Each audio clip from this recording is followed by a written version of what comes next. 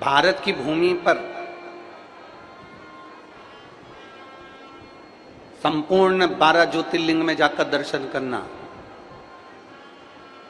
शंकर जी के मंदिर के बाहर आपको नंदी मिलेगा। पूरे 12 ज्योतिर्लिंग में जाकर दर्शन करिए, शिव जी के मंदिर के बाहर नंदी मिलेगा। पर केवल 12 ज्योतिर्लिंग में से पूरे भारत में केवल एक ओमकारेश्वर ऐसा है।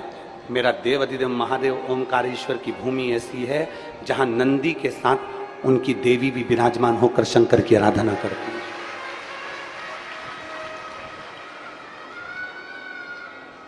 बारह ज्योतिर्लिंग में नंदी मिलेगा, पर नंदी अपनी देवी के साथ में विराजमान होकर शंकर की आराधना नहीं कर। महाकाल जाइए, सोमनाथ जाइए, तुम्हारी मर्जी पड़े, जितने ज्योतिर्लिंग का दर्शन करिए, काशी का दर्शन करिए, अन्य मंदिरों का, सारे 12 ज्योतिर्लिंगों का दर्शन करना। वहां पर नंदी मिलेगा, पर नंदी के साथ में उनकी देवी नहीं रहेगी, पर केवल एक ओमकारेश्वर।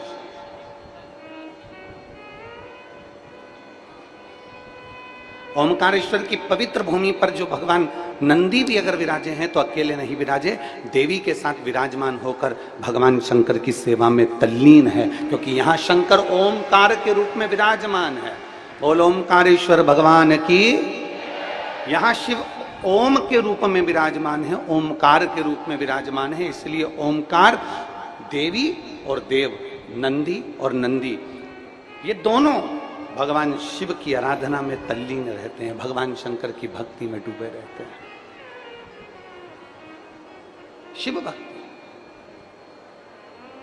पृथ्वी तत्व मेरे भोलेनाथ काशी से लेते हैं, जल तत्व गंगा जी से लेते हैं, तेज तत्व नंदी से लेते हैं, और मेरे भोलेनाथ वायु तत्व कैलाश से लेते हैं, और आकाश तत्व मेरे शंकर कहीं और से नहीं लेते।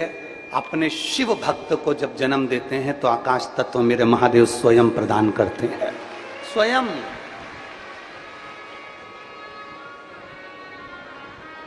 पंच तत्व से बना ये मानव का शरीर, पर शंकर का जो भक्त होता है, शिव की उपासना करने वाला होता है, शंकर की गुणगान करने वाला होता है, शिव को एक लोटा जल चढ़ाने वाला होता है, शंकर की कथा में रमने वाला होता है, माई नर्मदा का स्मरण करने वाला होता है। ओमकारेश्वर जिस 12 ज्योतिर्लिंग में जो भगवान शंकर के धाम है, जहां शिव भक्त रहकर भगवान शंकर का गुणगान करता है, स्वयं उस पवित्र भूमि पर जो जन्म लेता है उसको शंकर स्वयं अपना आकाश तत्व स्वयं प्रदान करते हैं, अपना प्रतिबिंब देकर भेजते हैं, अपना स्वरूप देकर भेजते हैं। मेरे महादेवों ने जो जन्म दिया, पृथ्वी तत्व लिया काशी से, जल तत्व लिया गंगा जी से,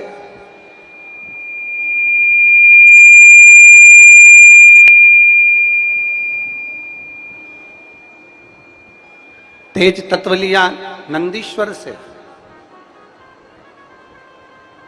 वायु तत्व ले लिया उन्होंने कैलाश पर्वत से, और आकाश तत्व मेरा देव अधिदेव महादेव स्वयं प्रदान करते हैं, खुद देते हैं स्वयं। आप आए हो ना ओमकारेश्वर की धरा पर, आप आए हो ओमकारेश्वर की भूमि पर, ओमकारेश्वर की धरा पर आए हो, ओमकार बाबा की अगर भूमि पर आए हो, ओमकारेश्वर की पवित्र भूमि पर आए हो, तो यहां जो आता है मेरे शंकर भगवान, उसके कानों में ओम शब्द का उच्चारण, मां रेवा की जल में, मां रेवा की गोद में बैठने वाले प्रत्येक ओमकारेश्वर की भूमि पर आने वाले जीव को ओम अक्षर का नाद करा देते हैं, ओम अक्षर का। और तेरी कृपा बिना ना हिले एक भी अणु, लेते हैं श्वास तेरी कृपा से तनो तनो। बखान क्या करूं मैं राखों के ढेर का, चपटी भभूत में खजाना कुबेर का। हे गंगाधार मुक्ति द्वार ओम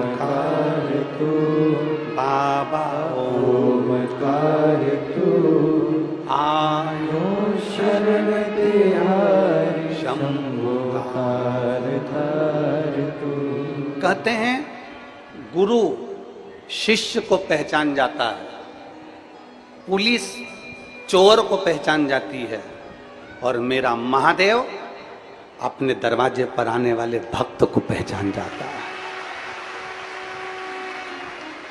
कितने लोग आते हैं ओमकारेश्वर? इंदौर से प्रत्येक रविवार को, शनिवार को लोग इंदौर, देवास, उज्जैन और आसपास से ना जाने कितने खंडवा, बरहानपुर और खरगोन आदि बड़े बड़े शहरों से ओमकारेश्वर लोग हर शनिवार रविवार आते हैं। बोलो रे जी सही है कि गलत है? हर रविवार आते हैं, प्रत्येक शनिवार को लोग आते हैं, प्रत्येक रविवार को आते हैं। बहुत सारे भक्त आते हैं, बहुत सारे लोग आते हैं, बहुत सारे यहाँ पहुँचते हैं। पर मेरे शिव महापुराण की कथा यहाँ वर्णन कर रही है कि गुरु शिष्य को पहचान जाता है, पुलिस चोर को पहचान जाती है, और मेरा महादेव अपने भक्त को पहचान जाता है। अर्थात शिव महापुराण की कथा कहती है इतने सारे भक्त प्रत्येक रविवार को आते हैं, इतने सारे भक्त प्रत्येक शनिवार को आते हैं, इतने सारे भक्त प्रत्येक कोई 30 त्योहार पर आते हैं। पर ईमानदारी से बोलना, क्या सभी शंकर के भक्त होते हैं? क्या सभी शिव के उपासक होते हैं? पर आते हैं, और मेरा शंकर भगवान पहचान जाता है। जो होटल में रहकर एंजॉय कर रहे हैं, एसी का रूम ले लिया, होटल का कमरा ले लिया और खूब आराम से नाव में घूम रहे हैं, और उसी नाव में बैठकर मालूम पड़े कहीं धुनक लिए बीड़ी को, कहीं तंबाकू का पान कर लिया, कहीं गुटखा खा लिया, कहीं कुछ कर लिया। श्री शिव महापुराण की कथा कहती है कि नर्मदा के तट पर, नर्मदा के घाट पर, मां नर्मदा की गोद में, मां नर्मदा के जल में, मेरे शंकर के धाम में जितनी देर रहो व्यसन से मुक्त रहो, क्योंकि मेरा शंकर भी व्यसन से मुक्त है। मेरा शिव भी व्यसन से मुक्त है। दुनिया के लोग कहते हैं शंकर भांग पीते हैं। ना रे भाई, कोई एक पुराण उठाकर बता दो जिसमें लिखा हो कि शंकर को भांग प्रिय है। शिव को भांग प्रिय नहीं है, शंकर को मेरा राम प्रिय है। जिसको राम प्रिय होता है उसको भांग प्रिय नहीं होती, और जिसको भांग प्रिय होती है उसे परमात्मा प्रिय नहीं होता। मेरे शंकर भगवान तो नशे से मुक्त होने का एक मार्ग प्रशस्त करते हैं।